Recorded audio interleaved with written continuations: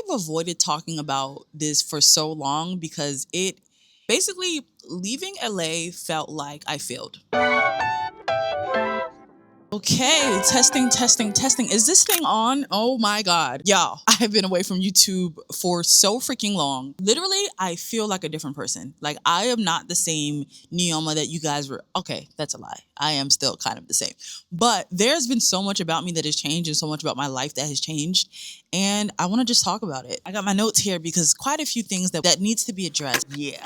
Okay, so if you guys follow me on my Instagram, which you should, or my TikTok, if you follow me on those other platforms, then you would know the update about me leaving LA.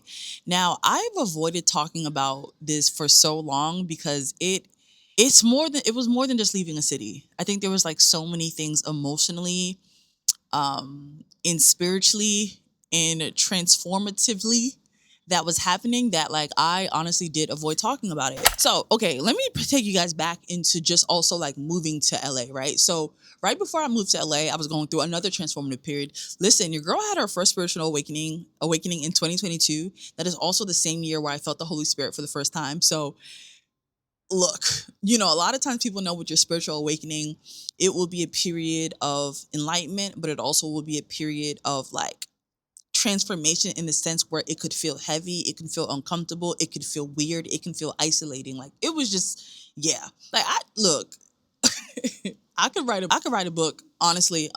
Right before I moved to LA, I felt like, okay, I am ready to feel light. I'm ready to feel free. I'm ready to do something new. I had been living in New York for 27 years of my life. They always say, move to a new city once while you're in your 20s. And I was like, yo, I'm going for it. I'm gonna just do it. And what's so funny is that like I didn't think I'd have many friends. Like I didn't think that I was gonna have any close relationships. I was just gonna kind of like just focus on doing, my thing and figuring out a new city and just figuring out who I will become in that city. And the way the world opened up, the way God opened up so many type of friendships and experiences and healed me, allowed me to have slower mornings. Because LA is real slow paced. I fell in love with the beaches and the hikes and the healthy food. It was just such a vibe. Like the amount of like fun that I had with like the friends that I developed out there, it was really, really beautiful. Everything was fun. It felt like a different era of me. Like it was exciting, until it wasn't so fun. The thing with LA too is that like I felt like life was going so fast and I wanted it to stop. I wanted it to slow down for a second. Like I didn't have time to work and build the things that I wanted to and to hear my own voice and to have discernment because I was so busy at the next event and at this party and then at this friend's house. And like it was always so many things um that I had to do or that I was invited to that I didn't know really how to say no. And I didn't realize that all of those things wasn't bringing me closer to the success. Sometimes you feel like the closer you are to the lights, the closer you are to making it. And like, yeah, that's not how that works all the time. Like a lot of times you are running fast to go nowhere. I was afraid. I was afraid to talk about leaving LA because of what it could say about me. Because it's like when you talk about leaving a city, the question is, where are you now? Where'd you go? Why did you leave LA? Why did you leave the city that people are dreaming to move to? That people are saying that they have accomplished their dreams there, the place that makes stars. Why did you move and where did you go? Now that's the thing, because God snatched me up. And that was the terrifying part about it. I didn't know where I was going after that. I just knew that my chapter, my season there had ended and I did not want to leave. So that was the painful thing, knowing that some people have a certain image for what LA will do. Some of you guys know I was on HBO with Yvonne Orji. I played 2 roles on the show and like, I obviously a lot of people move to LA for acting, to be the top influencer and work with brands and all these things. And fortunately enough, I've been able to do some of those things, right? So I don't know, something about the pressure that I don't even know if other people put on me or if I put on me, but all I know is that I took part in visibility the moment I decided to share my life and share all the good stuff. So now that this was like I won't call it bad, but now that it was a darker period for me, um and knowing that I didn't have a story to tell where it shows that the character on the other side made it out and made it through, the fact that I didn't know where I was going to go, what I was going to do, why this was happening, what the plan was, it shook me. It shook me to my core. Yeah, it's just one thing for you to feel like people are rooting for you and they want so much for you, and then you don't do what you think they want you to do. And that's the problem, right? Like the fact that I even thought about all those things back then, instead of listening to like just God's voice and sort of trusting the process and the plan, is the reason why I feel like God even moved me in the first place. So much noise, so much expectation, so much you should do this, you should do that, we should go here, we should do that. Like all of that really does take you away from like your voice and the plan and like discernment and knowing your season, you know? I am 30 years young, and I know that they often say that around the 27 to 30 age period is like where you go through a lot of changes and you sort of like redo your whole life, and you start to outgrow some things, right? And I definitely would say those years really transformed me. I'm not new to Jesus Christ. I've known him all my life and I've served him all my life, but intentionally is different. And around that period of me leaving LA is like where I decided that I was, oh, Jesus. Oh, these birds, y'all, these birds. I'm on a balcony of these birds. So I had decided that I was going to put my life in Jesus' hands for real. And a part of doing that was deciding to surrender. You know, when you feel like you're forcing it? Because what's so funny is conveniently my lease was coming to an end. And I'm like, okay, this is the part. And then also it was holiday season. So it was like, this is the part where I can like move out, spend time with my family, and then start a new chapter. Or I can try to hold on to this thing that just doesn't seem to be working. Because yeah, like even being a full-time influencer, like there was a period where I felt like, yo, this is not fulfilling me anymore. Like the idea of like posting like, you know, so many ads and always like pushing products in people's faces, and like the fact that my management at the time, you know, if you really truly know me, then you know that I'm a multi hyphenate. I've just now really realized that, and I'm just way more than like a lifestyle influencer. No shade, right? Just because there's just so many things that I do. Like I produce, I write, I now consult. Like, look, either way, I felt like God had put a lot of visions in my heart of like things to do, but I'm like, oh my God, full-time influencing pays my bills. Like I didn't I'm scared. Like, what do you want me to do? Like, where do you want me to go?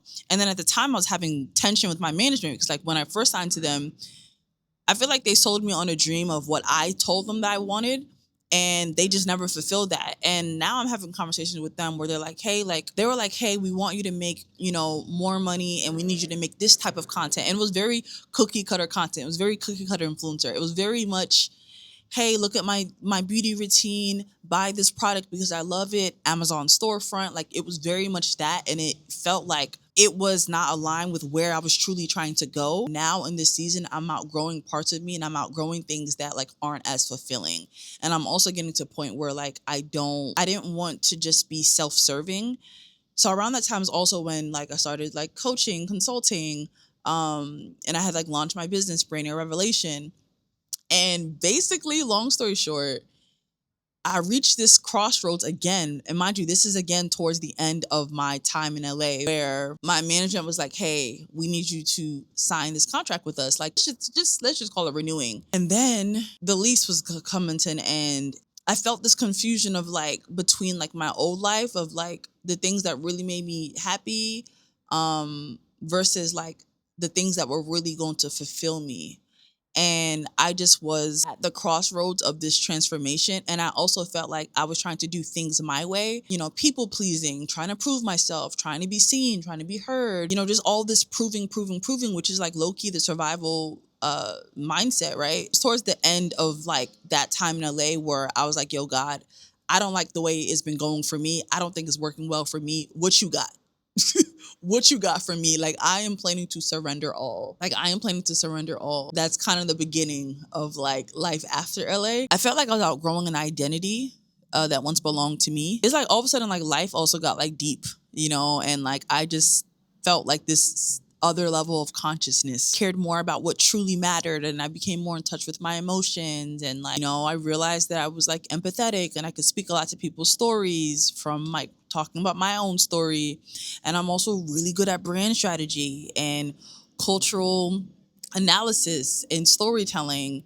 And narrative storytelling. Like it just was so many things. And like the management situation was just the beginning of me saying, you know what? Like again, like it was a crossroads between management, the end of the LA lease, me feeling really uncomfortable and unsettled, and deciding like, you know what, God, I'm gonna put my life in your hands. It got to the point too when I was in LA, bro, I would start going to some of these influencer events and I would be like, what are y'all really talking about out here? Like, what's really going on? Like, where is the substance? Or is this all about vlogging our days, trying to work with brands? Who has the cutest outfit? Did you do an outfit of the day? Did you link your Amazon storefront link? I'm like, I wanted depth. I wanted real conversations. And I just felt like this energy again of like everyone trying to become something. And like, again, there's nothing wrong with like striving. It's just like, I felt like God kind of gave me just this new level of consciousness where I'm like, yo, like, I don't want to do that. Like, that doesn't feel as fulfilling.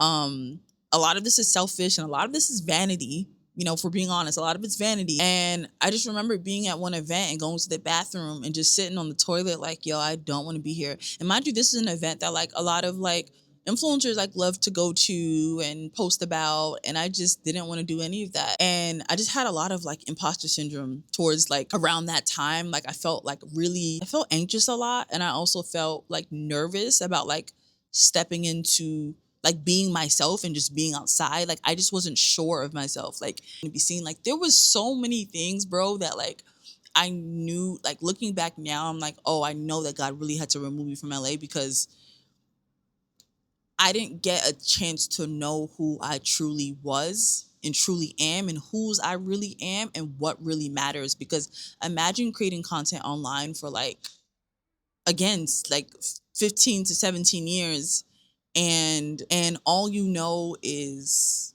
cloud, content, analytics, engagement, brand opportunities, travels, brand trips. Like all of that is performing. All of that doesn't tell you who you are. Like all that doesn't tell you what your purpose is a lot of the times. Yeah, like being with a management that like I felt like truly didn't see me, people that truly didn't see me because I didn't truly see myself and I didn't come out as myself, knowing that I wasn't as confident as I really could be with like this next chapter that God wanted me to step into, and the other things that I wanted to do outside of influencing. The fact that I was scared to step into the other talents I had because I'm like, oh my God, this pays the bills. And what will the brands think if they see that I'm making this type of content or doing this type of thing? And what will other people like? It just, do you understand how disorienting that was? And to be in a city like LA, and this is why they say before you move to LA, know who you are, because if not, you would get swept away and you would get swept up. Now look, I won't say that, you know what, did I get swept up? Maybe you know what, maybe, you know what, this is a full accountability transparent video, so maybe LA might have actually swept me up for real. If you get so blinded by the lights and get lost in the palm trees and all that sun, and you just feel like life is just, ooh, easy breezy, beautiful, and you don't really know the truth and the depth of who you are and what you're supposed to be doing, huh, my sister, you just be wasting time there and wasting money and you won't even know. I moved to LA. I wasn't trying to move to LA to become an actor or an actress. Like I actually realized after the HBO project, like, I don't think I really like want to be a full-time actor. I think I'd rather be like a producer and a showrunner. Yeah, I didn't move out there for that. I didn't move out there to become a top influencer. Like I just moved out there for a new vibe, and LA definitely gave me that. And I just think that after I caught that vibe, God's like, "Ooh, let's snatch her up because we have some real work to do, and she's not going to get that work done out here." Do you know what I mean? Yeah, like a lot of things in my life at that time just became performative. It's like, why are you doing this thing? Who are you trying to prove a thing to? If you do this, is it really going to get you that? Like the veil, rather, came off my eyes after I left LA. But I was lost and now I'm found. No, rather God found me. I feel like when you're going through an identity change, which I still am going through actually. So I wanted to also talk about the messy middle. I don't know if y'all are in y'all messy middle stages, but I still am, and it's okay. It's all right. Um, God is here with me, so that is comforting. But basically, the messy middle stage is like where you are in between your old life and your new life, and you're not at your old life anymore, but you haven't quite arrived at your new life yet either. And it's a very uncomfortable, ugly, disorienting place to be sometimes, because it's just like, well, what's next? What do I do? Where do I go? The beautiful thing about the messy middle is that your identity, a lot of your new identity or the new era or who you were always meant to be is being formed in this period. And that's exactly what's going on in my life. And I just praise God for that, honestly, because the amount of knowledge that I've gained, the amount of clarity that I've gained, the amount of like what I've been able to see that truly matters to me, that truly aligns with who I want to be and where I want to go, and to have like that defined idea of that for myself and like with God, like that, it's deeper than anything I could have ever gained, while I was there in LA. Like, oh, I don't know if I'm even making sense, but like I'm still in my messy middle, but I will say that I'm definitely a lot closer to my new life than I am to my old life. And I know to some of you guys, it may feel like, oh, well, what really has changed? I mean, you're still making content and you're still, nah, I have changed. Like my mentally, God has really done a new thing. Like, be transformed by the renewing of your mind. Like, yes, that is exactly what's happening right now. Like, I also got to make peace with grieving, grieving my old life, grieving who I used to be, grieving what I used to do, grieving what I used to really like. I got to make peace with that. I got to grieve in peace. I feel like this feels like a therapy session now. I feel like I'm like pulling up things that I feel. I also formed a better relationship with hardship. Now, I don't know about y'all, but I felt like, ooh, I'm one of God's favorites. Trouble can never find me. Struggle can never find me. And when I tell you the way God has matured me in a way of like, oh, just because you're going through a troubling time or you're struggling or whatever the case is, it doesn't mean that he loves you any less. And it also doesn't mean that he's going to protect you from that if it's really meant to shape you into a stronger person. And that is exactly what has happened since LA. And like the way I'm just so grateful I don't live there anymore and that I've got to experience so much. I've got to travel. I've got to be with family. I've got to be with friends. I've got to be alone in a different way without as much noise, and to be able to talk to God even deeper, to be able to feel the Holy Spirit more, to be able to recognize God's voice more. It's beautiful. And the fact that I am now also, I've begun to operate in my gifts, because like a lot of time after I left LA, it wasn't the time for me to share because I was still fighting and wrestling with who I used to be. And I was still afraid to start to walk in faith with like what God wanted me to do, which, like I said, I'm a multi-hyphenate, and I'm essentially a narrator. I took my friend's quiz, actually. It's a free quiz, basically to figure out what type of multi-hyphenate you are. I'm going to put the link in my bio. You guys should really take it. It's amazing. It's a free quiz. It tells you what type of multi-hyphenate you are. And I'm a narrator. So think Childish Gambino, think Issa Rae. There's a lot of people, that uh, are like narrators, where you are meant to tell stories that create reflections in other people's lives based off of you sharing. I'm able to understand people deeper. So that's sort of what my company, Brain and Revelation, is like. One of the things that I stepped out in faith with officially is like just even creating that company. Literally, the name Brand New Revelation means branding the revelation you come to. So what I really love to do with people and clients and just even friends and even with myself is uncovering who you were always meant to be and living a life in alignment with that. So from a social strategy point of view, that looks like uncovering your personal story and the power of your story to create a brand. So I help to consult for creators and brand owners or founders who want to use the power of storytelling to create a very invested community, to create invested clients, because that is the key. Storytelling is everything. Y'all, I dropped the storytelling secret guide and workbook, and essentially it's a guide and workbook that helps you to understand the power of your story, how to use that to audience or your clients or even people on the internet to be more invested in you. It's basically a framework that I've been practicing and that I've been studying for as long as Tumblr. The Storytelling Secret Guide and Workbook is essentially a book that uncovers my frameworks of how to get people to be invested in you and obsessed with you on the internet, essentially. And it uncovers one of my main themes, which is like the character. And it talks about how to use the power of your story to gain connection.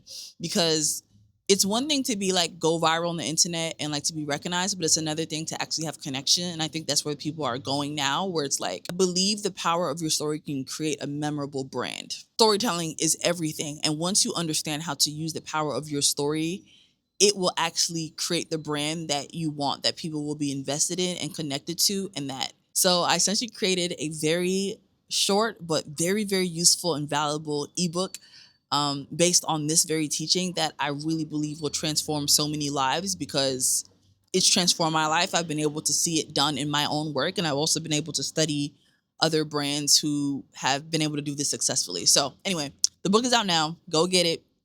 It's only $17. Okay, so basically, yes, that is life since LA. So I am still in my messy middle phase, but I know who's leading me. I don't know what tomorrow holds, but I do know who holds tomorrow. Hallelujah. Yes. So yeah, for me now, honestly, I feel restored. I feel really hopeful. I feel grateful for just everything that I've been through, because I feel like it is shaping the person I am today. And I am a lot more unapologetic about who I am. You know, I'm not just an influencer or a creator. I'm a storyteller. I'm a storytelling expert. I am a producer, showrunner. I am a writer. I am a consultant. I'm a strategist. And I'm just really excited to use all those talents to ultimately serve God, right? Like to use my gifts to help the world, and to align with his purpose for my life. Yeah, I'm excited to just like take up space and be me and just do things differently. And I'm just really grateful for like the time I've had away, to be able to realize that and come back differently. So yes, that is my story of why I moved out of LA. LA is not for everyone. LA is for some people, and I feel like it was a very beautiful season for me. I still love LA. I still will be in LA. I still will visit LA. But as of right now, to live there, no. I think that there is something else in store for me. So anyway, this is my first YouTube video in years. I cannot believe it.